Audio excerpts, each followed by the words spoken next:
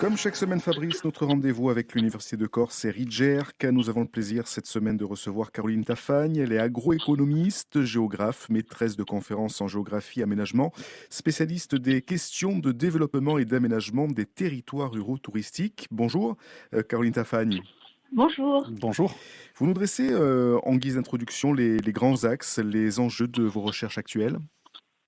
Oui, alors moi je suis donc chercheur en géographie, qui est la science qui étudie l'aspect actuel du globe terrestre d'un point de vue naturel et humain.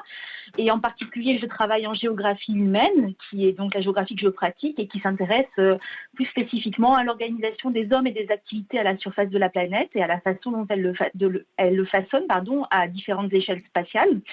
Et pour ma part, je m'intéresse aux usages de l'espace, aux concurrences entre usages et aux stratégies de valorisation alternatives à l'urbanisation. Alors, si vous voulez, pour le dire autrement et dans des termes peut-être un petit peu plus concrets, je travaille sur la place qu'occupent les terres agricoles dans le territoire.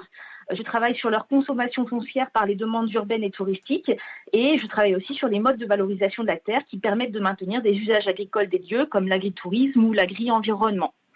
Avec autour de vous, Caroline, toute une équipe, j'imagine, hein, et c'est toujours intéressant quand on a comme ça des représentants de l'Université de Corse d'expliquer, eh bien oui, qu'il y a des moments de transversalité importante dans vos travaux, et puis une équipe, on le disait, autour de vous, des économistes, des gestionnaires, des urbanistes, des chercheurs, jeunes ou moins jeunes. Oui, oui, bien sûr, tout à fait. Alors effectivement, moi je suis la seule enseignante-chercheur en géographie de l'Université de Corse, mais Oui. je ne suis pas la seule géographe de l'université. Donc il y a des spécialistes des systèmes d'information géographique, des géomaticiens qui travaillent avec moi à l'observation de la tâche urbaine. Il y a en thèse actuellement de jeunes urbanistes qui travaillent donc à la question de la mutabilité des espaces, et donc c'est-à-dire au changement de vocation des sols. Et puis évidemment, je travaille en collaboration avec mes collègues économistes et gestionnaires sur des sujets comme la formation du prix de la terre dans le cadre du programme Estate ou encore les stratégies des acteurs territoriaux dans le domaine de l'agritourisme, en particulier dans le cadre du projet réseau TPE-PME. Produire de la connaissance, en fait, ça reste quand même ça, hein, le fondement de vos travaux. Oui, alors tout à fait, on produit de la connaissance, c'est notre objectif premier, mais on a aussi l'habitude de travailler avec des acteurs clés des problématiques abordées sur Mhm. la base d'enquêtes qualitatives et d'entretiens qu'on appelle semi-directifs. Ouais. Et donc, c'est aussi produire de la connaissance pour éclairer la décision publique et apporter un conseil aux décideurs, sur ce qu'il se passe dans les territoires. Problème des terres agricoles, valorisation des territoires. Vous avez prononcé le mot d'agrotourisme.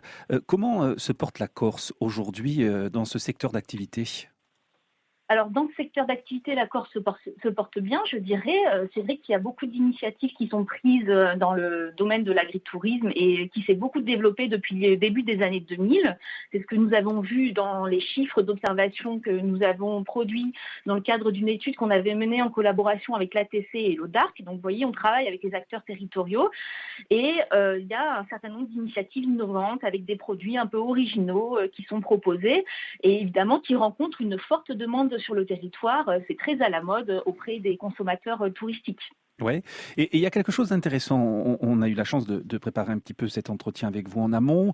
Vous nous avez parlé d'un sujet là qu'on aimerait bien aborder à vos côtés et que nos auditeurs puissent avoir ce sujet aussi qui leur parvient autour de vos travaux avec l'INRA. L'INRA est sur l'autonomie alimentaire des territoires insulaires. Vous nous en dites plus? Oui, alors voilà, ce qu'on constate en fait, c'est que cette économie qui se développe autour de l'agritourisme, de la qualification des produits agroalimentaires, c'est une économie de la qualité qui est surtout finalement destinée à des consommateurs aisés, qu'ils soient des locaux ou des consommateurs touristiques. Et donc aujourd'hui, moi je m'intéresse plus particulièrement aux conséquences sociales, territoriales et spatiales de la construction sociale de cette économie de la qualité et en particulier au phénomène de gentrification alimentaire qui fait un peu écho à ce qu'on appelle la gentrification urbaine et qui correspond à l'embourgeoisement des quartiers populaires dans les villes. Et donc, ce qui m'intéresse aujourd'hui plus particulièrement, c'est d'illustrer la façon dont les produits alimentaires locaux échappent à la population locale, alors qu'ils sont au fondement même d'une identité collective et partagée.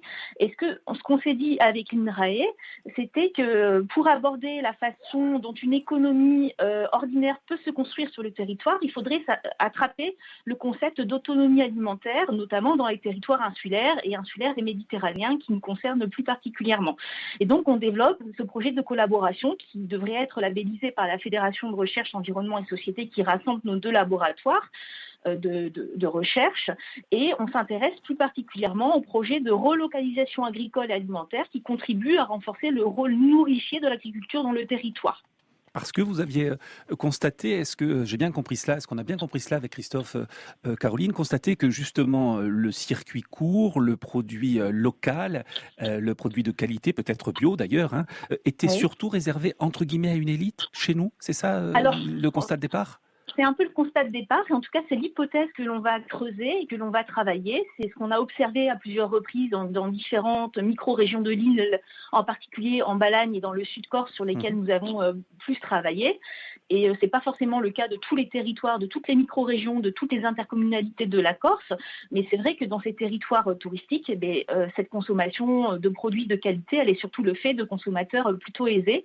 Et donc on voudrait voir comment, s'il y a ou pas un phénomène de gentrification alimentaire qui met un petit peu à l'écart de la consommation de produits identitaires, si on peut dire, les populations résidentes.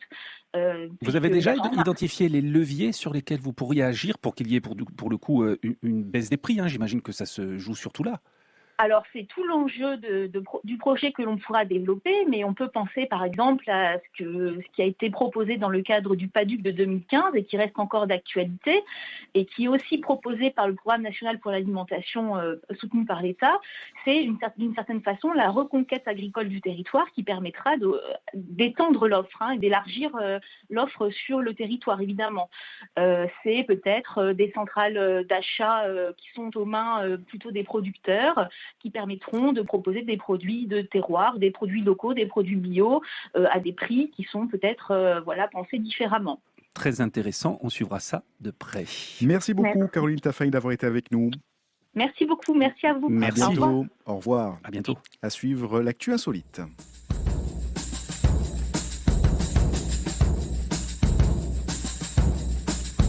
Sina mio bella, sina mio